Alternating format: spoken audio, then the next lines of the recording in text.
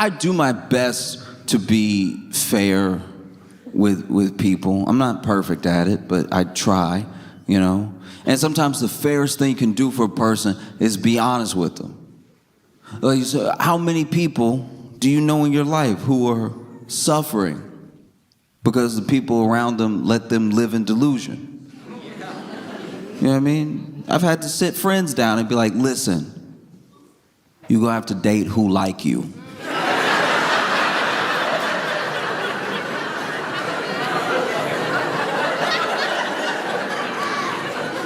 There's no way around it.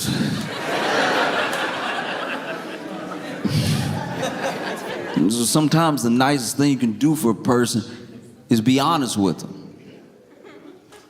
And if I'm being honest,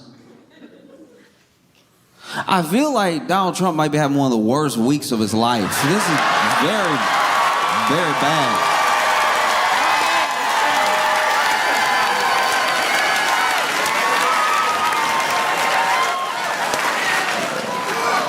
I mean, this is oof.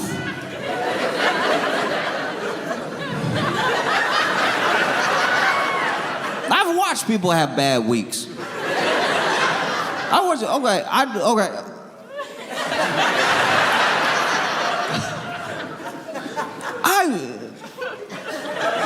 watched people have terrible weeks.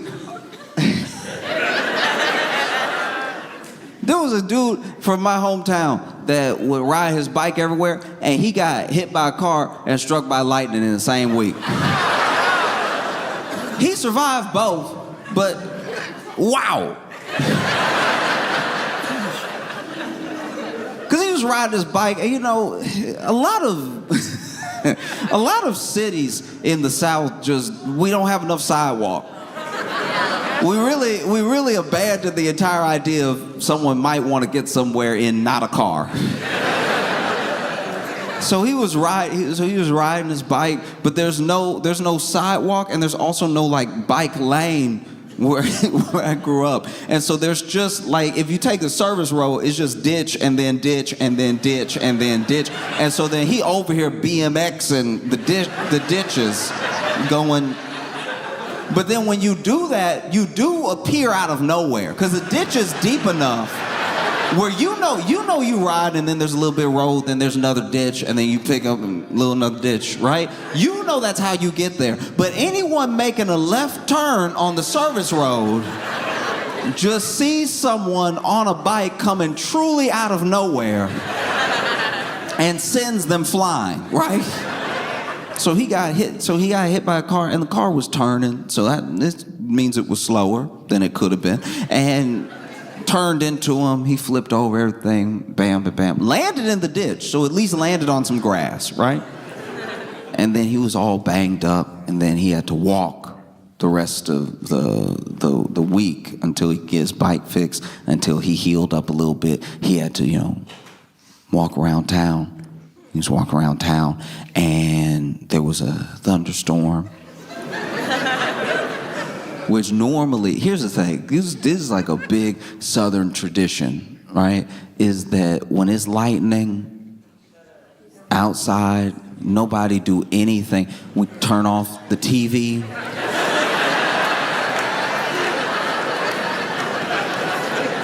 Turn off every appliance. Unplug it. Turn off everything. And don't move. I know you inside, don't move. That lightning see you moving from outside, it might want to come visit, all right? Don't move, stop. Be still where you are unless you are moving to unplug something or turn something off. In fact, lay down. Lay down on the ground so you can be grounded. And sometimes you'll tell people, like someone will like not be from the South and they'll come over and it'll be a lightning storm and you just start turning everything off and they're like, what are you doing? And it's like, oh, okay, you can play with the Lord if you want to, but...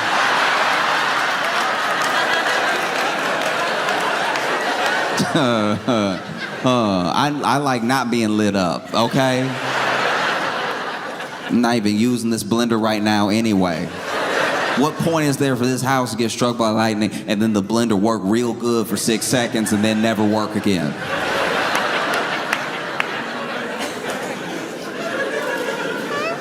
And so he was walking out in the thunderstorm, and to be fair to him, it was like, what was he supposed to do? I guess lay down. But like, what was he really supposed to do? So he's walking, making his way and everything, and up off ditch, and now he can watch for cars a little easier because he's on foot and stuff, ditch and everything. And then the lightning hit him, right? And it hit okay, the way, I never been hit by lightning before, but the way that it hit him, he did, this is what I'm told, I was not there, but the way the lightning hit him, he did bounce. And I don't know, I didn't know that was possible. I didn't know that could happen, because it didn't seem like being struck by lightning was a buoyancy thing. But yeah, like he basically got hit by lightning, and then he didn't bounce high. It's not like he bounced like a basketball up, but he basically, lightning, boom, and then he went up a little, and then he hit the ground all hot. Charred. And then he had like a scar along the body and everything because struck by lightning. It survived. I've never seen personally somebody get hit by lightning and then get up. I wouldn't. If I got struck by lightning, I'd be like, y'all, you know what? The Lord knows I need a nap. I'm gonna take a nap. Works in mysterious ways. Sometimes you just need to sit down somewhere. What makes you sit down anywhere like being struck by lightning? And so, he boom, boom, boom. And that was trying to get places next 2 days was very rough because he was already banged up from the car and he was crispy. And he still wasn't having the week that Donald Trump is having. This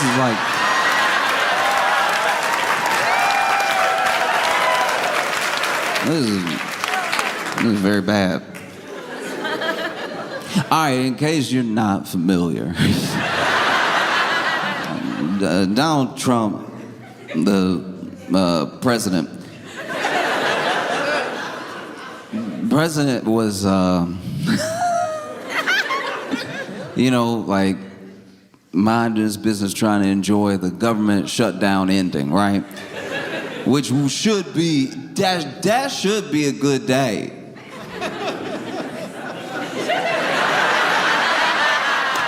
It should, you shut down ended and everything. And so, he got assigned the thing and he has everybody in the office and stuff. And the night before, looks like the House Dems released these 3 emails that were from Epstein's estate. So it's different. It's different from like if something was subpoenaed and stuff. It's not like something that was like sealed and then is being released. This, I think, works differently where it's just from the estate, right? And so then they release these 3 emails, and the 3 emails are not, they're not Epstein talking to Trump. They're Epstein talking about Trump.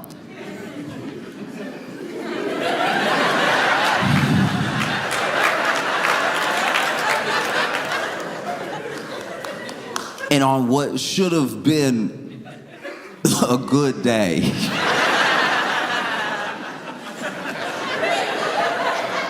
All right, the best way I could describe what happened is I went to a birthday party, and at this birthday party were a bunch of different friend groups. Like, I shouldn't say a bunch, like 2 friend groups. But I don't know if you've ever had this in your life where you have this person who you're friends with who has a bunch of friends, and then you have this other person you're friends with who has a bunch of friends. But it's enough people in general, whether it's because of school or because of work or whatever, it's enough people in general that the people that know them, eventually there's an overlap of people who are friends with this person, but hate each other. Like they hate each other, or they hate the other friend, but they're part of this friend group, hate the other friend, right? So I was at one of those birthday parties. I was at a birthday party for someone, and the person who hated him the most came to the birthday party. They came because they were invited by our least thoughtful friend, and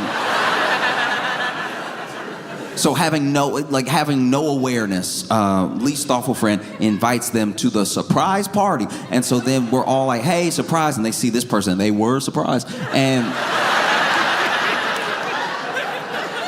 then everybody's waiting for something to pop off and nothing ever did because they hate each other. Like, ooh, they hate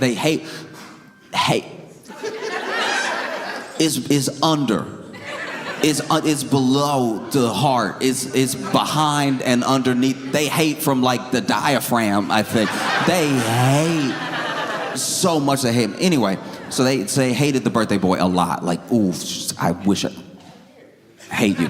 And so then they bring out the cake, and the cake got like one of the candles for every year, and they getting up there, so it's enough candles to light up a room, and put it down. Birthday boy blows them all out. They cut up the cake. We're all chatting and everything in different rooms and stuff. And then the one that hate him, right, leans over to me and he's like, before everybody, was like singing happy birthday and everything, before, they like brought out the cake and stuff, I farted in the cake.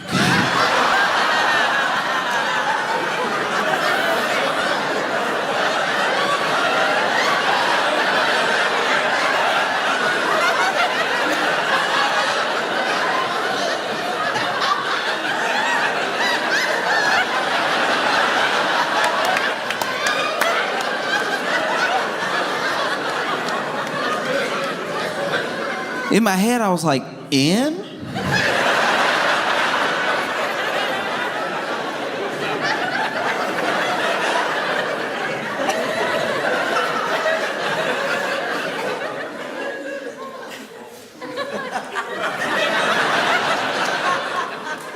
In just assumes a level of power that normally you'd say on, but whatever. And that is what the House Dems did to Trump on the day. It's supposed to be, it's not his birthday, but it's supposed to be a good day. And shutdown is ending. It's supposed to be good for, it's supposed to be good day. And so then you see in these emails, they're just not good at all. And it's not like, this is why I would be mad if I was Trump, because it's not even Epstein talking to Trump, it's Epstein talking to somebody else about Trump, right? So it's the equivalent of like, you at home, and your friend did something, got caught, and then your friend comes to your house with the police. Your friend come to your house with the police and go, hey, come on out, they got us.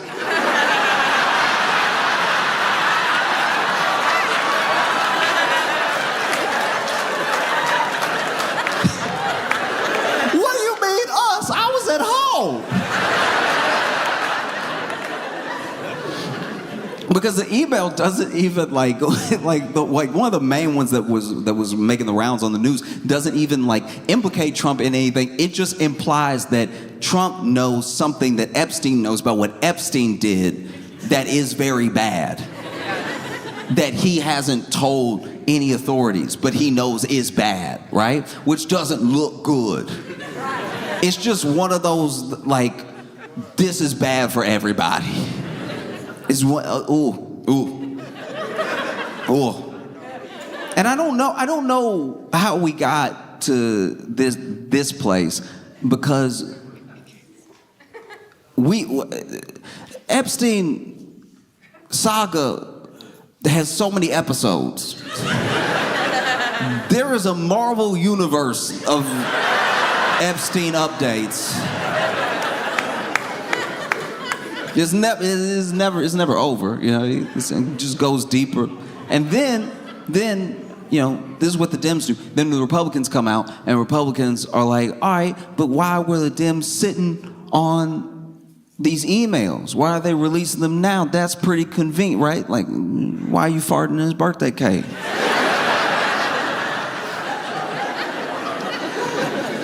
And then, I suppose, to try to show transparency, to try to be like, we're actually the party that wants to get to the bottom of the Epstein thing the most, the Republicans release 20,000 pages.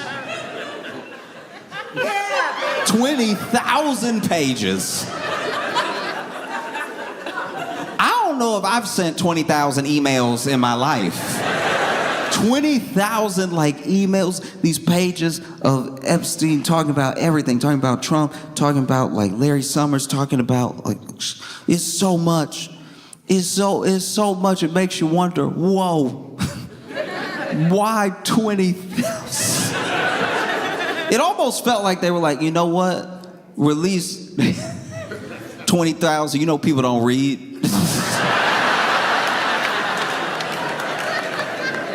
They won't read it. It turns out people are pretty interested in reading. It turns out if it's an interesting enough novel, people will dive deep into the reading.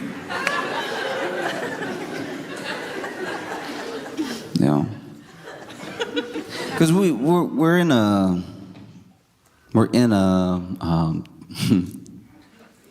stressful time where it doesn't feel like things fully matter.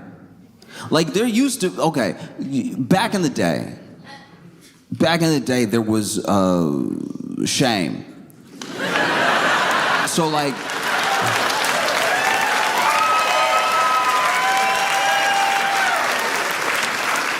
if you were in public office, if you were in public office and you did something, or somebody accused you of something, or sometimes it didn't even have to be anything. There was enough shame that you would resign or you would retire from politics in shame because we had shame.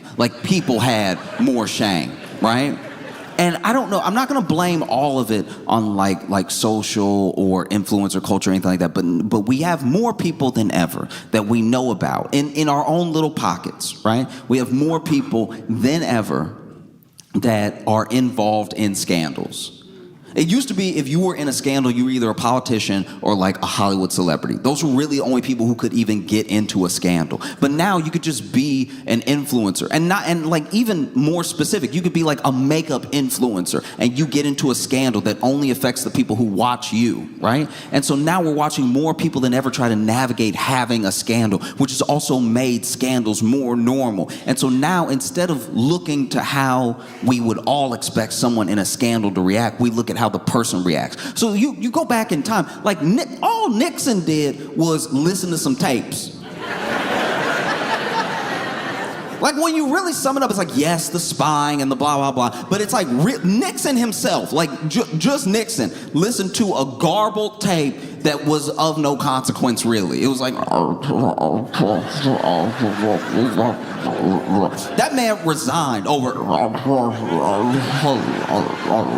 And I know he did plenty other stuff besides. I'm just saying, the thing that when we think of Watergate, when people even really think about what Watergate is or what it meant to people, it was the scandal of the government spying and how the opposition treats each other and everything like that. But when you really look at Nixon, I'm not taking up for Nixon at all. I'm literally just saying that when I watched the documentary, it sounded like he resigned over.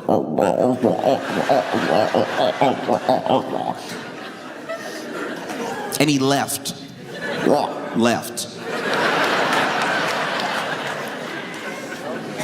And now there's a scam. There's something happening. And obviously everybody puts it on Trump specifically, and he is our version of it, but it was happening all around the West before this. It was bubbling up. Everything does not revolve around this man. There was something that was happening in lots of different places where politicians were realizing how much they could stress test the trust of the general public, right? You even look at Canada with Rob Ford. Rob Ford was the mayor of Toronto. and Rob Ford smoked crack on camera. This man did just smoke crack on camera. He smoked more crack than I've ever seen anybody smoke on camera. He smoked crack on camera so many times that I think he is the most crack smoke taped person of all time. Lots of crack. And he'd get drunk too. And it would be like, who set up the camera? I guess Rob Ford. Like he just... It was scandal after scandal after scandal. It was stuff he would say. It was videos that would come out. It was stuff that he would say. It was videos that come out. It would just be over and over and over again. He wasn't like turning some new leaf. He was just one of the first people that when they came to him, they were like, were you smoking crack? And he was like, I was not smoking crack. Then in the next video that came out, he's like, oh, it's delicious. Like, I can't tell you how much crack he was smoking. And just never seen somebody smoke crack like it was candy, right? And like... This is okay. Look, maybe this may be wrong with me, but when I was watching the documentary about him smoking the crack and stuff like that, before they revealed that there were tons of crack tapes, like a ridiculous amount of crack tapes. I don't know if anybody watched all the crack tapes. He has that many, right? But before they revealed that he actually did smoke crack, when he was denied smoking the crack, I was like, I don't know if this dude did this. Like, sure, he's like brash, and sure, he's like, you know, this like wild character. I definitely believe he was getting drunk, and they even showed a video of him drunk. I didn't believe the crack because I had never seen. Do you know what I mean? I had just never seen such a heavy set crackhead. You know what I mean? Like he would.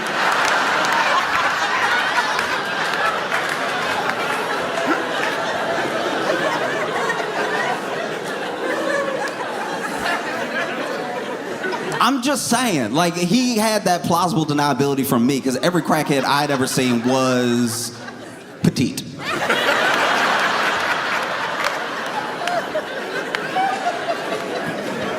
know what I mean? Like, I'm all right, fine, whatever.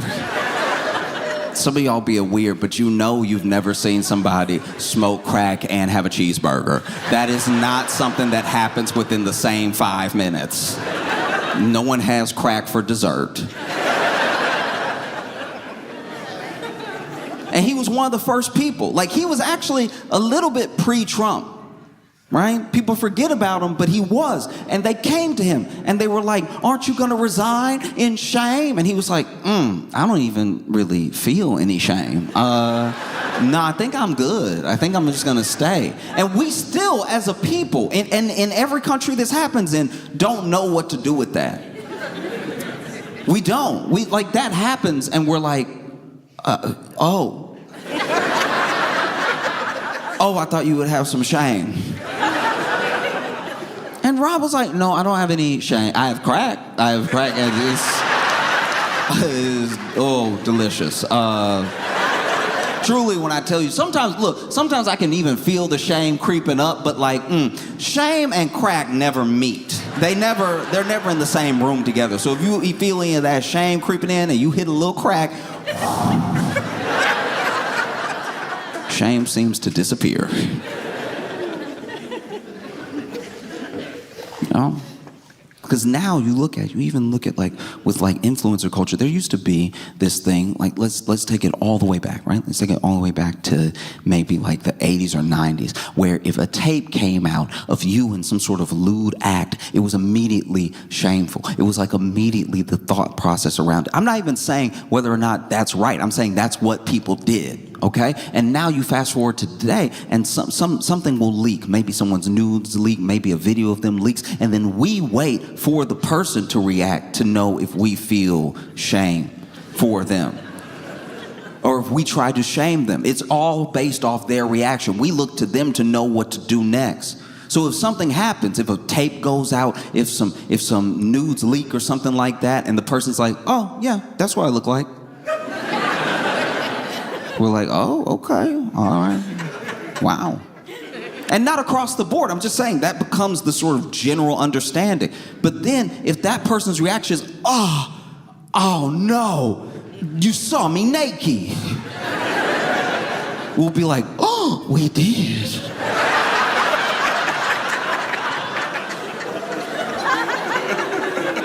Shame. And so then these 20,000 pages come out, and Wow. Also, not good. Not good at all. Because it's not just Epstein implicating Trump in like other meetings, other times they hung out, other things, other. It's also like Epstein talking real nasty and bad about Trump. Now look, some of it is before their breakup, and then some of it is after. And there have been plenty of people that said, hey, listen, this guy who is no longer friends with Trump, talking bad about Trump after they're not friends anymore, what's that supposed to mean? You know what I mean? Why should that even matter? And it's like, look, I understand where you're coming from, but if he's talking about anything that happened while they were still friends, while they hung out to somebody, that does mean something. That does matter, you know? And he was talking wild about Trump, even saying stuff like, I'm the only one that could bring him down with the stuff I know and everything. And look, this is just me. Just me, all right? I'm not friends with Epstein, glad I wasn't, okay? But I'm just saying, if it was me and Epstein was talking this reckless about me over email with all these people, I'd probably be very upset. I'd get very mad. I'd probably get mad enough to kill him in his cell. I'm not saying that is what happened. I'm saying that's what I might do. Me. I'm saying that's what I might do, but I'm petty.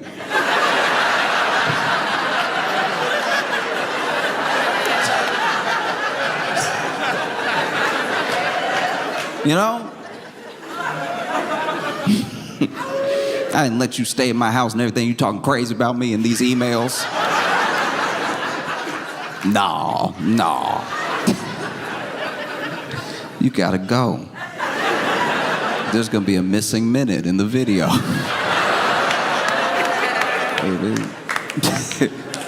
Because that's also what's wild. That's where we left off, you know? Remember where we left off where there was they released the video and it was hours long and it was missing the most important minute it could miss? Yeah. Remember when there were like no files? Yeah. Remember when Pam Bondi was like, look, there's no files. Don't listen to your memory.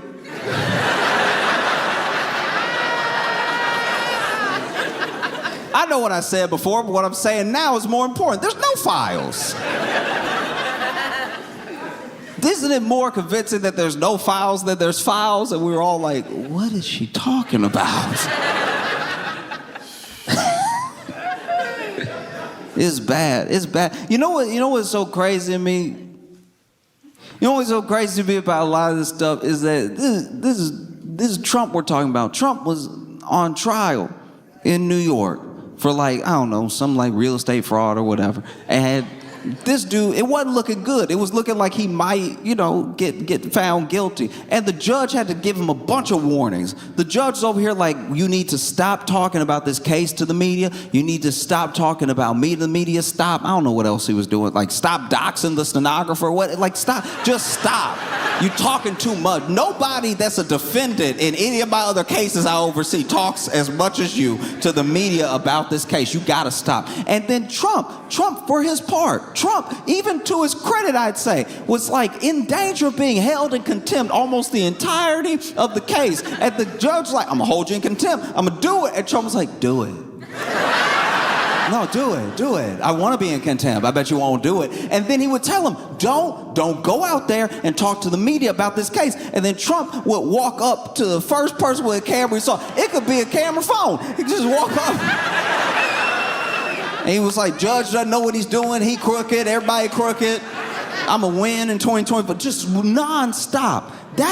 You got to remember, that's the guy that we're talking about. But that's not how he's acting about this. Which means it must be bad. This dude was in court and wasn't scared. But this man, they reached out to all of these Republicans to try to help stop this petition, right? There's this petition to release Epstein files in the House, and that petition has to go to the Senate, and the petition, But, he's trying to get it stopped. He's trying to get it killed, like now. Want it killed now, right? Gotta kill it. And so he's reaching out to people who have even been vocal about the fact that they will be on board with signing the petition. Reaches out to, like, Nancy Mace, Lauren Boebert, Marjorie Taylor Greene.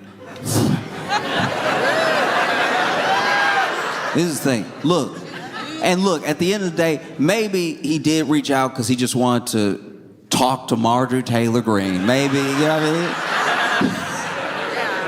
I'll be honest with you. If you could put all politics aside in your mind and you hop on the phone with Marjorie Taylor Greene, it will be interesting. You know what I mean? You'll be like, I didn't know about the lasers, Marjorie.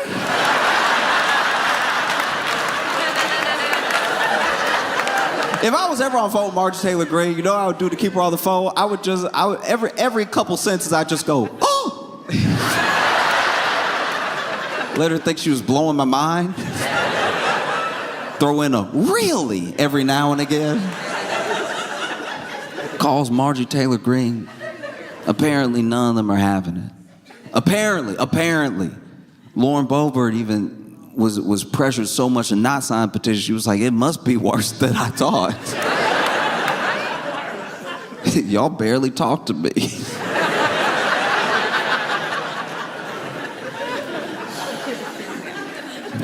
Marjorie Taylor Greene, she didn't put her foot down.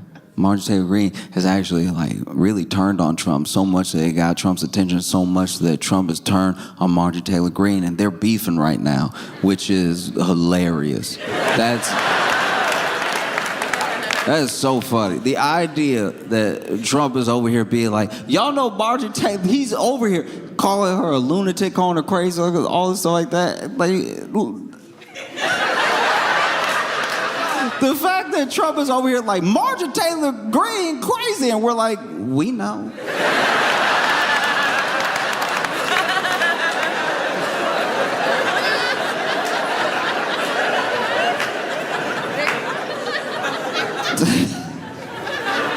That's wild.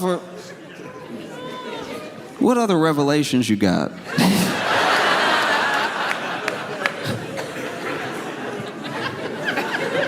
Did you know Hannibal Lecter wasn't a good guy?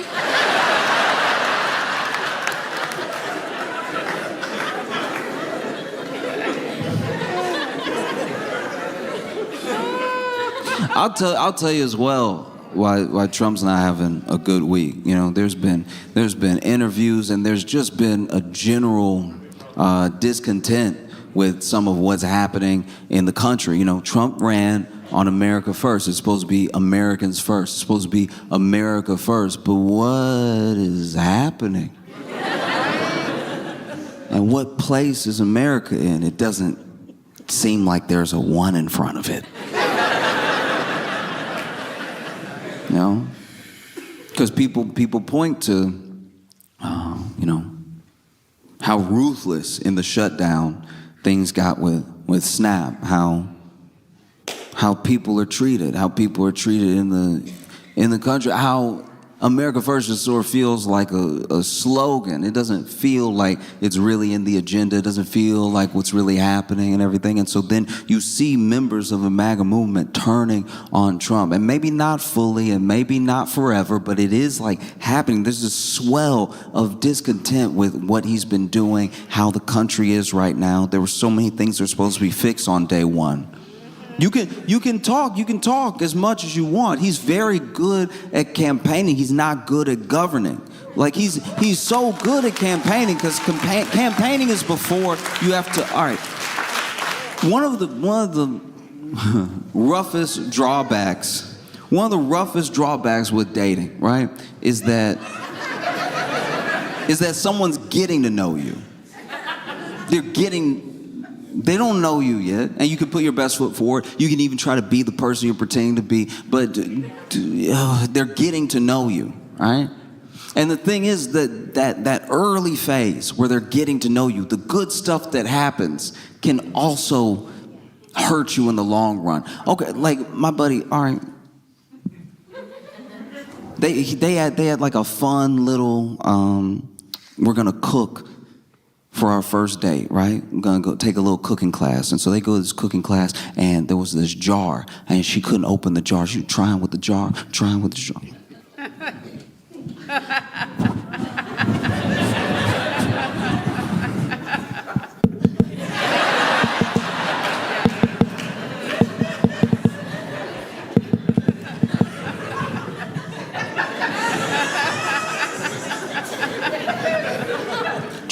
the jar.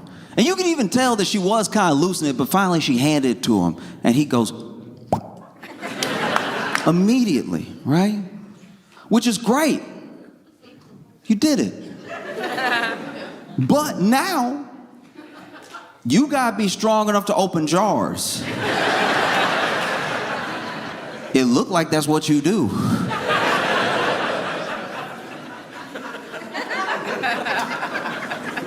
No. Ooh, you gotta watch out. Some of the stuff that happens that first time, you in trouble, man. You in trouble if it's the first 3 dates and y'all get into something scary happens. Maybe somebody even tries to mug you or something like that, and you win the fight. Oh, I hope you weren't just lucky. I hope you weren't just lucky, because now my man fight, all right? She gonna tell everybody her man fights. She might even start a couple fights for you. Oh, you want my man to come over here and handle you? In the back of your head, you're like, look, the mugger slipped in a puddle. I mean, I just grabbed the purse back. That's all I did.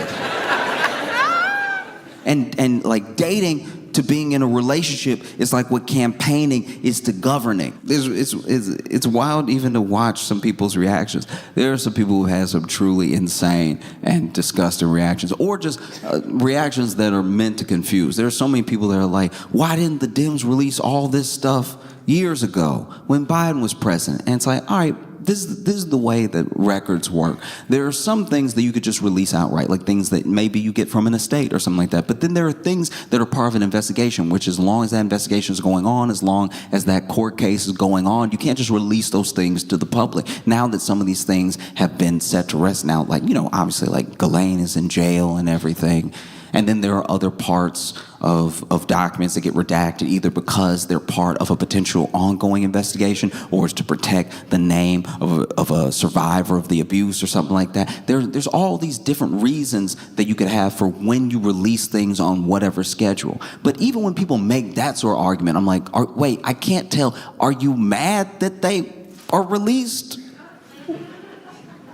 Like, what I don't even know what that's meant to accomplish. Why didn't the Dems release it sooner? It's like, all right, it's out now. Isn't that what we're talking about? That's insane. That type of logic would never hold up in like court. You'd never be able to go to court with like, look, if the police care so much, why didn't they catch me sooner?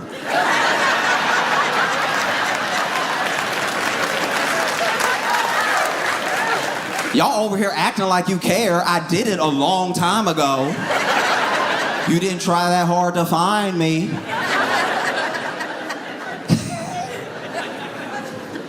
Oh. You see so much of this stuff happening, and you're like, wow, every day he try to move on.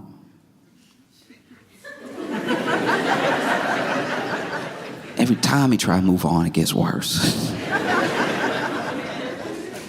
20,000.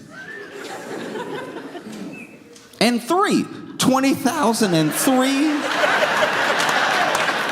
emails.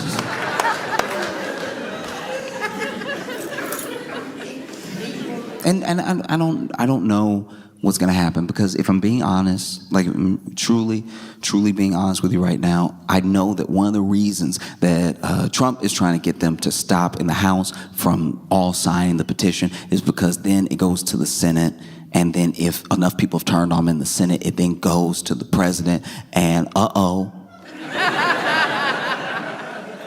he is the president, which means he would have to, and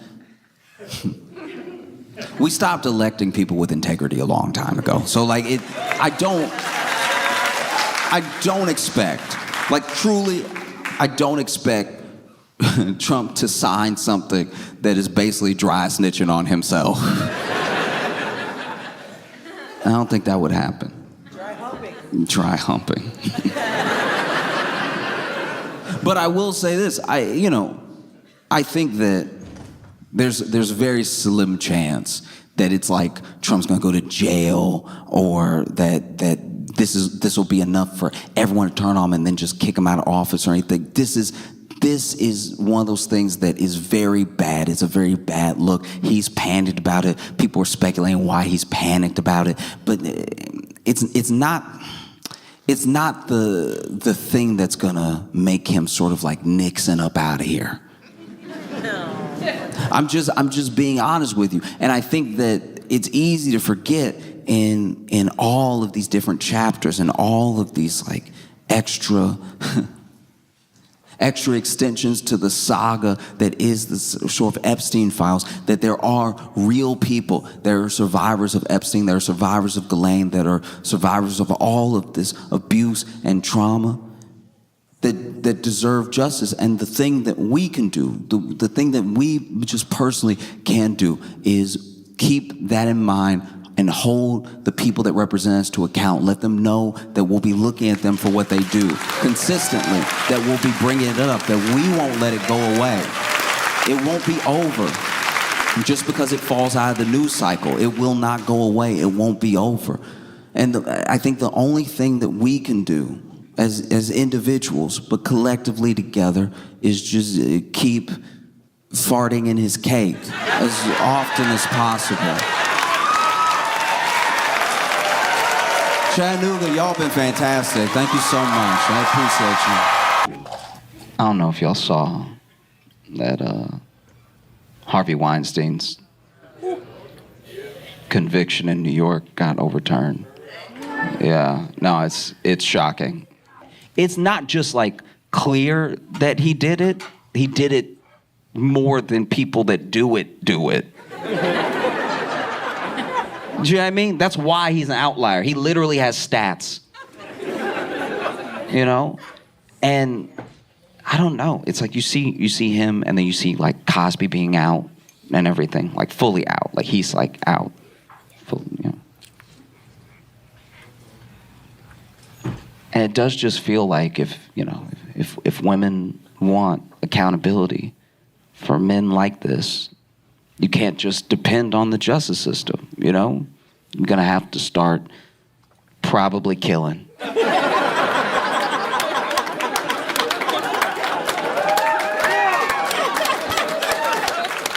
I really don't see any other way. Like, I'm like, I have a vested interest in you not killing. I'm a man. But still, I don't know. It just seems like there's no way around it. You know what I mean? Like, and honestly, if you did start killing, right? If you started killing a lot of the bad ones, then you could probably believe us when we say we're the good ones. Like, I'm alive. Isn't that proof? None of the women have killed me. You might have a gash on the arm or something, but that's just, had to keep you in line. No. I think you're probably gonna have to do it.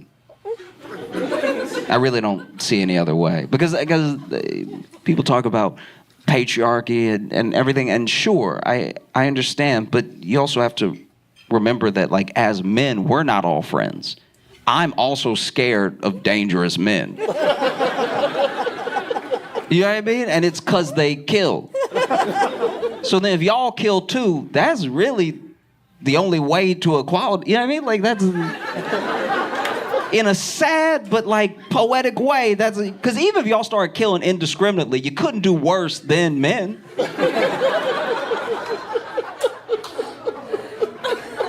So just kill a little... Like, okay. I feel like y'all aren't rolling with what I'm saying. And that's fine. This is a new idea for me too, okay? But I'm saying, I thought about it a lot. You know? Like, if I had a daughter, I'd buy her a knife.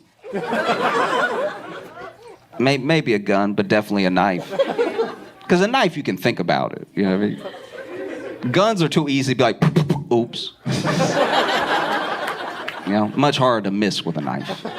You meant to poke who you poked, you know? I don't know. Because I think that as I say this, it sounds crazy, obviously, and that's good because it means that you're all like productive members of society and stuff. But when you really think about it, that's the score, right? Like alpha things are usually just being the most dangerous person around. That's why when they tell you when you go to jail, find the biggest dude and punch him in the nose like a shark or whatever they say. But like, that's why they say that, because it's like that fear instills a calm, and the calm is safety. You know, like dangerous men are also scared, which is why they puff out their chests and act dangerous to get people off of them. You know, but if women started killing,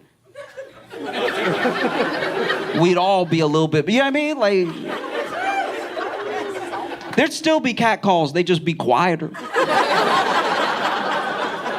you know what I mean? You pass by, but then they see that you brandish it, right? They see you packing, and you packing low, like you got a sawed-off shotgun, just out in the open. They're like,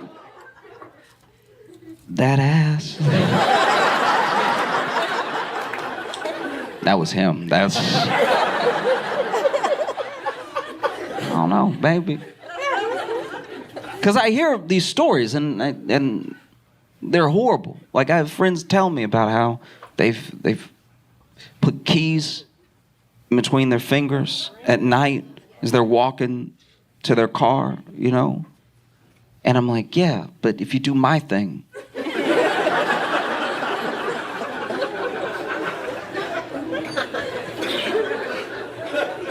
Y'all acting like I'm being unreasonable and I'm trying to help. I've read a lot of history books. I'm just telling you what's gonna work.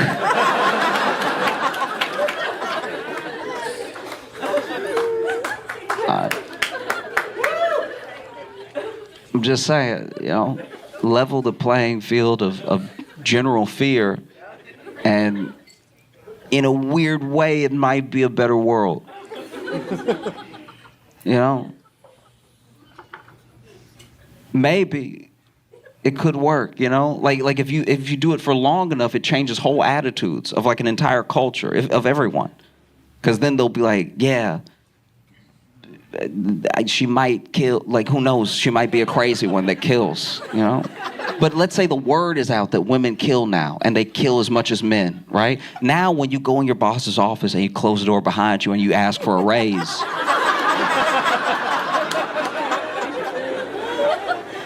who knows? Maybe you kill. Or even just, if the word gets around that women are really out here killing, indiscriminately, you know?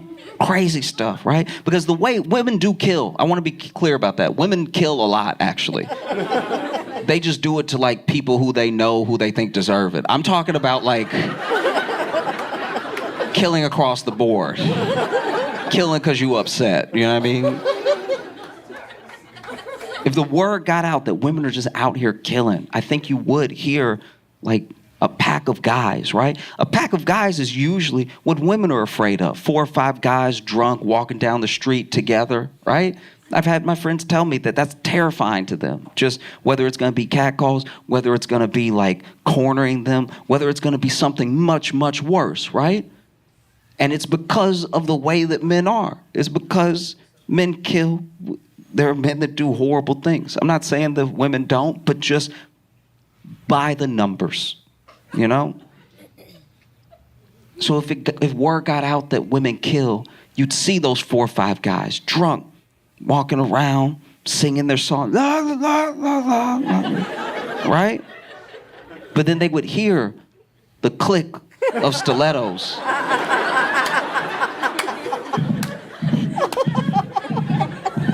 They look at each other like, bro, run!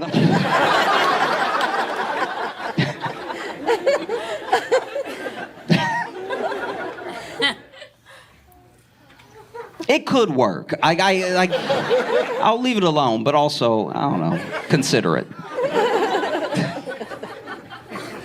I was stranded one time in Austin. And when I say stranded, I mean like my flight was so delayed that I got to Austin and the airport was like closed. You know what I mean?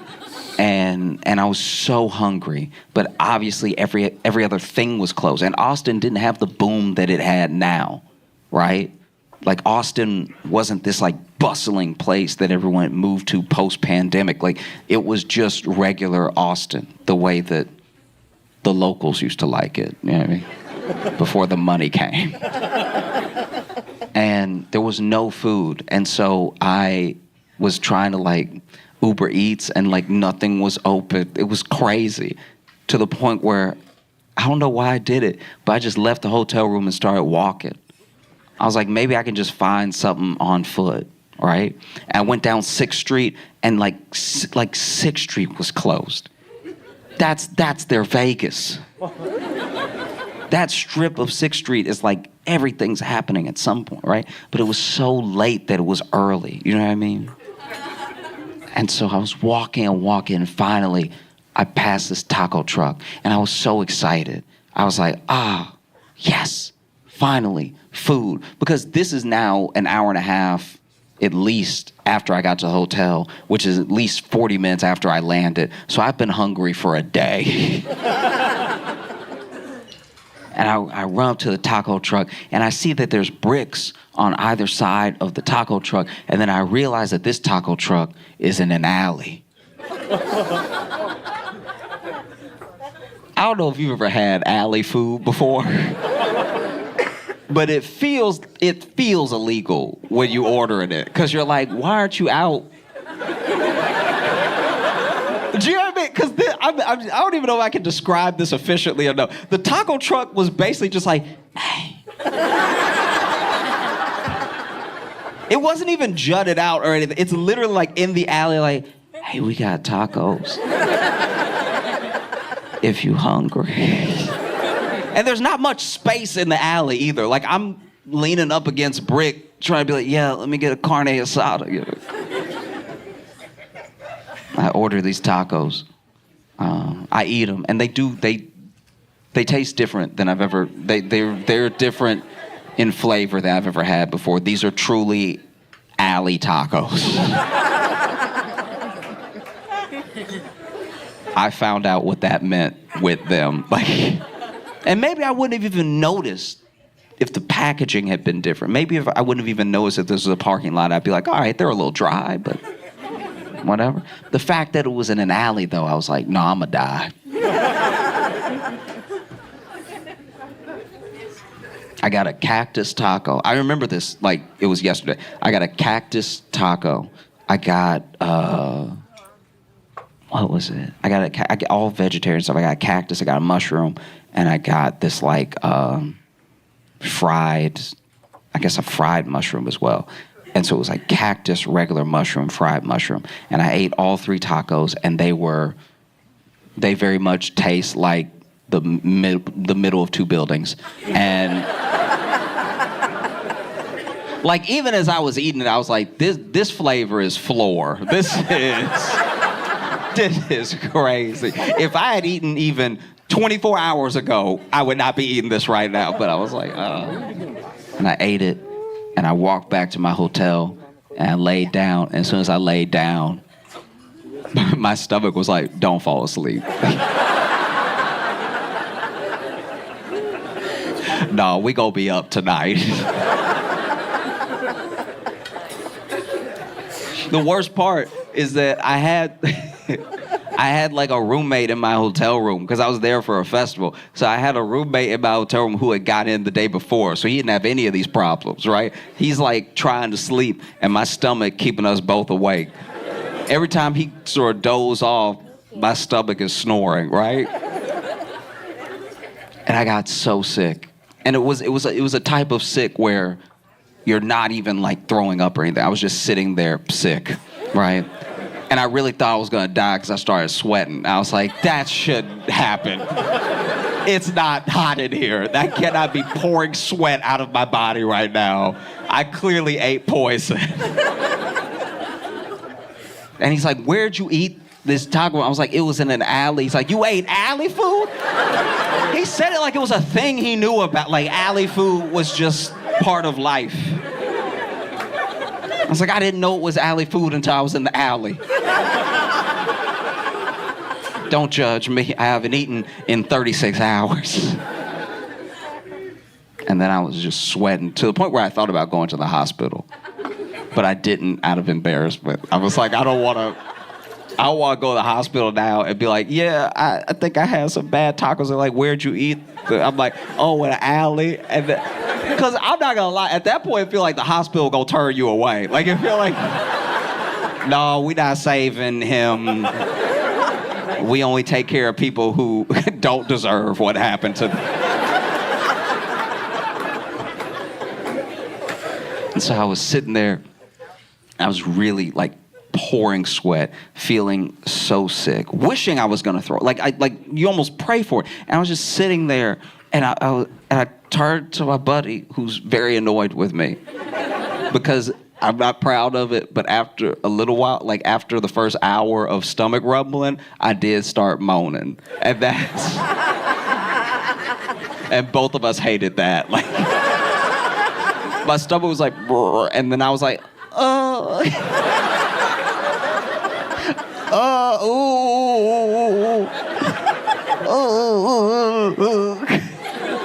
It was like I was crying, but no tears were coming out. And so I turned to him, I was like, I think I'm gonna die. And under his breath, he's like, just please do it soon. Like, whatever you're gonna do. Please, just get it out of the way.